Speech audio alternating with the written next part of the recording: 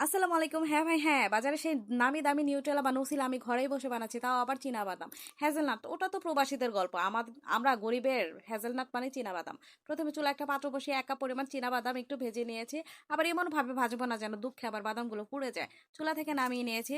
এখন এখানে নিয়ে নিয়েছি হাফ কাপ পরিমাণ ডার্ক চকলেটটা গরম পানিতে চুবিয়ে গলতে দিয়ে দিলাম যেন বাদামের সাথে খুব ভালোভাবে প্রেমটা জমে। এখন দেখেন বাদামগুলো ঠান্ডা হয়ে গেলে খোসা ছাড়াবো। হাত দিয়ে ঘষা দিলেই কিন্তু খোসাটা ছেড়ে যাবে। মনে মনে বলবো, তোর খোলস খুলেই তোদের সত্যিকারের রূপটা দেখায় দিলাম রে। দেখেন কতটা চকচকে আর তকতকে হয়েছে। এখন ব্লেন্ডার জারে 1/4 কাপ পরিমাণ চিনি নিয়ে সেটা একটু ব্লেন্ডারে গুঁড়া করে নিয়েছি। দেখেন গুঁড়া হয়ে একেবারে নিমেষে পাউডার হয়ে গিয়েছে। দেখিয়ে দিলাম চামচটা দিয়ে। এখন এই গুঁড়া চিনিটা ঢেলে নিবার পর এখন এখানে দিয়ে দিলাম পরিষ্কার করে ঝকঝকে তকতকে বাদামগুলো। ব্লেন্ডার করে নিয়ে দেখেন এরকম করে গুঁড়া করে নিয়েছি।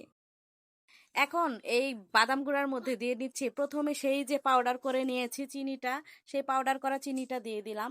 আর এখন আরেকটু ঢাকনা দিয়ে ঢেকে একটু গুঁড়া করে নিব। গুঁড়া হয়ে যাবার পর এখন আমি এখানে দিয়ে দেব বাকি উপকরণগুলো, স্বাদ মতো কিছুটা লবণ দিয়ে দিলাম।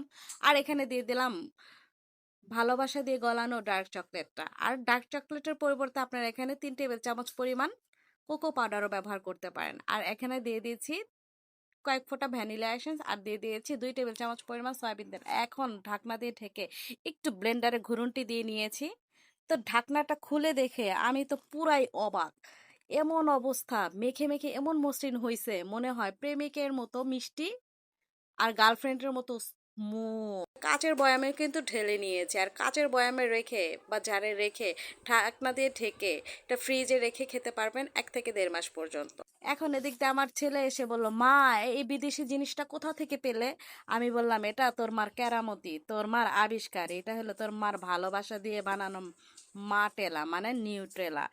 ছেলে তো আমার এক কামড় খেয়েই মহা খুশি, মা এটা আমাকে টিফিনেই দিয়ে দিবে প্রতিদিন। বন্ধুরা যদি জিজ্ঞাসা করে এটার নাম কি, বলবো আমার মায়ের হোমমেড ম্যাজিক। বুঝেন অবস্থা।